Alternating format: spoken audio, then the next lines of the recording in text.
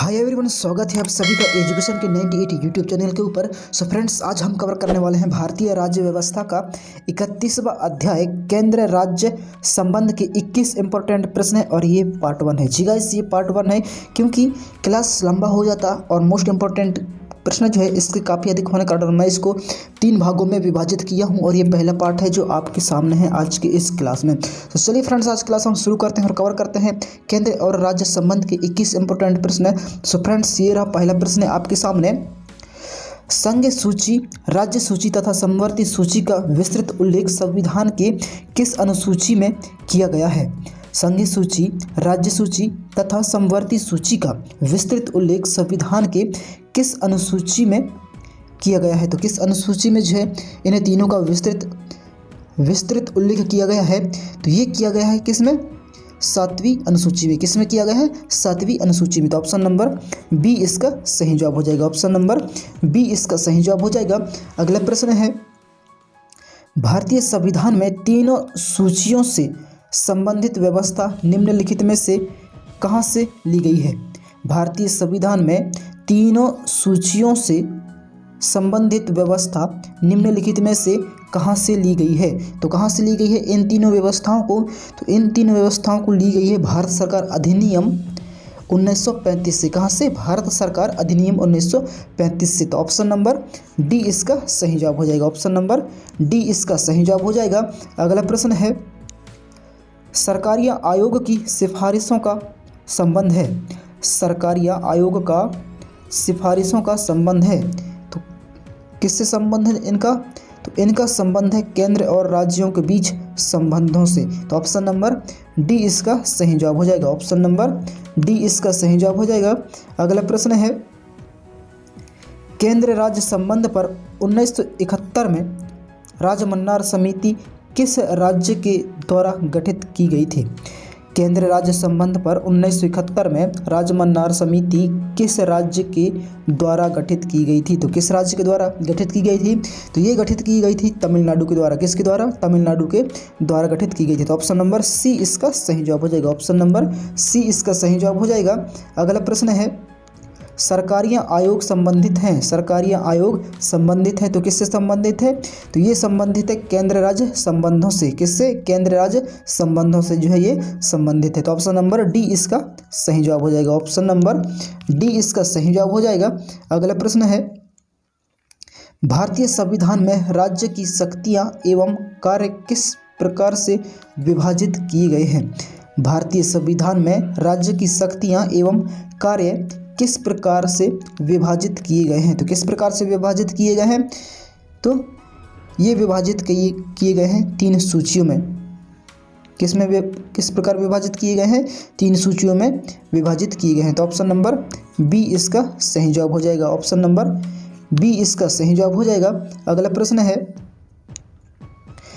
केंद्र तथा राज्य के मध्य शक्तियों के वितरण के लिए भारत का संविधान 3 सूचियों को प्रस्तुत करता है और निम्न में से कौन से 2 अनुच्छेद शक्तियों के वितरण को विनियमित करते हैं?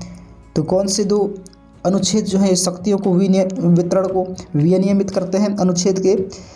तो ये करते हैं कौन? अनुच्छेद 245 तथा 246। तो ऑप्शन नंबर डी इसका सही जवाब हो जाएगा। ऑप्शन नंबर डी इसका सही जवाब हो जाएगा। अगला प्रश्न है,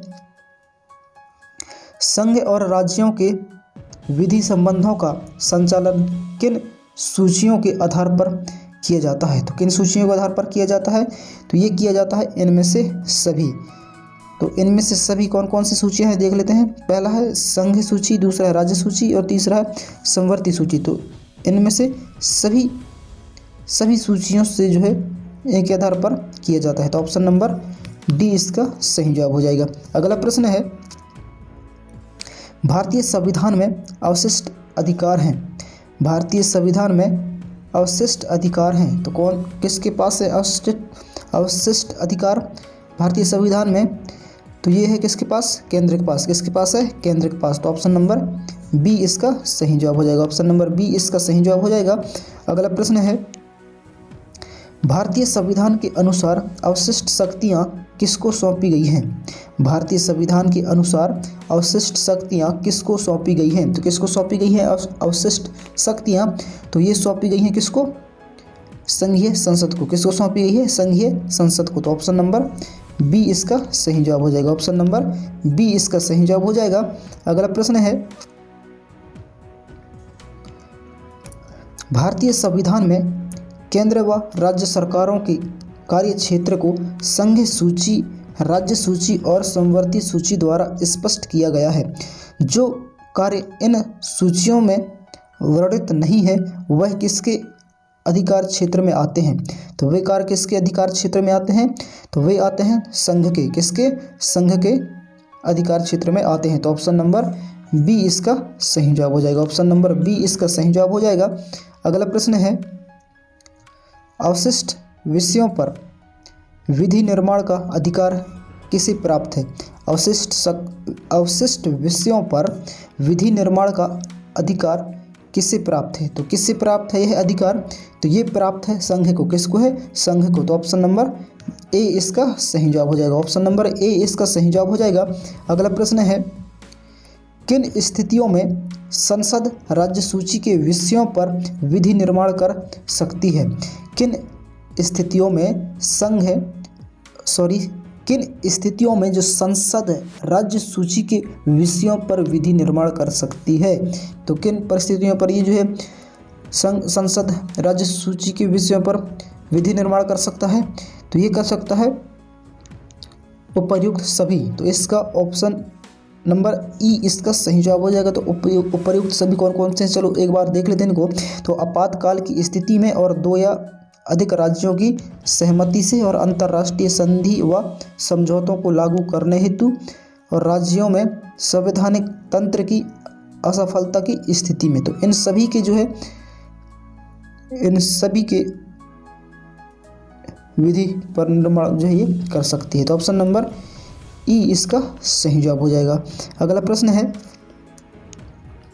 क्या भारतीय संघ का कोई राज्य किसी विदेशी राष्ट्रीय या अंतर्राष्ट्रीय संगठन से ऋण ले सकता है? क्या भारतीय संघ का कोई राज्य किसी विदेशी राष्ट्र या अंतर्राष्ट्रीय संगठन से ऋण ले सकता है? तो क्या हाँ या नहीं? तो ये जो है नहीं। तो ऑप्शन नंबर बी इसका सही जवाब हो जाएगा। ऑप्शन नंबर बी इसका सही जवाब हो जाएगा। अगला प्रश्न है, सरकारी आयोग की स्थापना निम्नलिखित में से किसके संबंध में जांच के लिए हुई थी? सरकारी आयोग की स्थापना निम्नलिखित में से किसके संबंध में जांच के लिए हुई थी? तो किसके लिए जांच के लिए हुई थी?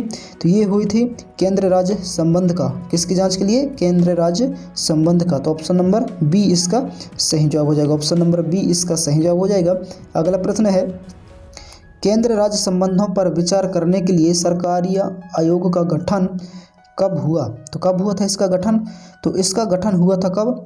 1983 ईस्वी में। कब हुआ था? 1983 ईस्वी में। तो ऑप्शन नंबर सी इसका सही जवाब हो जाएगा। ऑप्शन नंबर सी इसका सही जवाब हो जाएगा।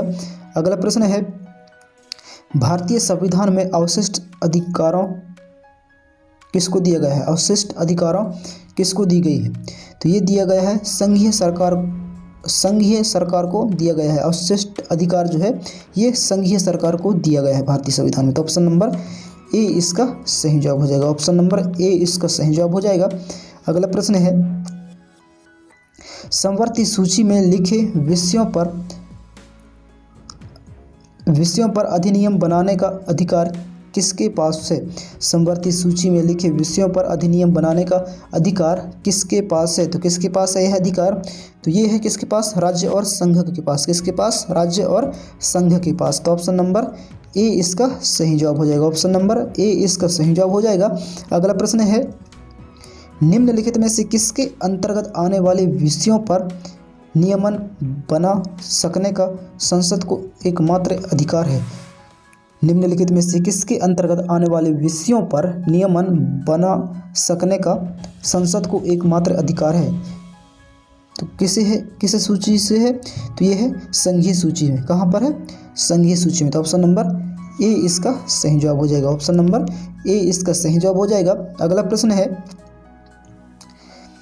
उन अवशिष्ट मामलों पर जिनका केंद्रीय राज्य समवर्ती सूची में उल्लेख न हो कौन विधि निर्माण कर सकता है?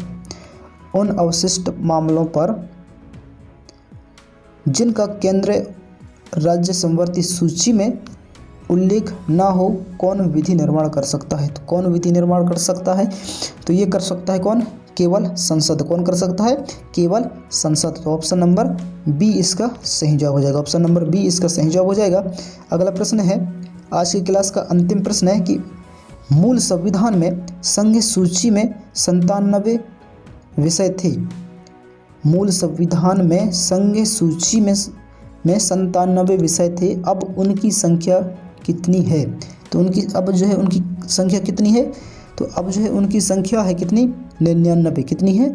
99, 99। तो ऑप्शन नंबर डी इसका सही जवाब हो जाएगा। ऑप्शन नंबर डी इसका सही जवाब हो जाएगा। सो फ्रेंड्स, आज का क्लास कुछ इस तरह रहा। क्लास कैसा रहा नीचे कमेंट कर जरूर बताएं, और आपने 21 में से कितना अटेम्प्ट किया वो भी आप नीचे कमेंट कर जरूर बताएं। और पहली बार अगर हमारे इस एजुकेशन की 98 यूट्यूब चैनल में विजिट किए तो प्लीज़ चैनल को सब्सक्राइब कर बेल आइकन को ऑल प्रेस जरूर करें, ताकि आने वाले हर एजुकेशन वीडियो आप तक सबसे जल्द पहुँचे। सो फ्रेंड्स, मिलते हैं नेक्स्ट क्लास में। तब तक के लिए जय हिंद, वंदे मातरम। अपना ख्याल रखिए और तैयारी करते रहिएगा।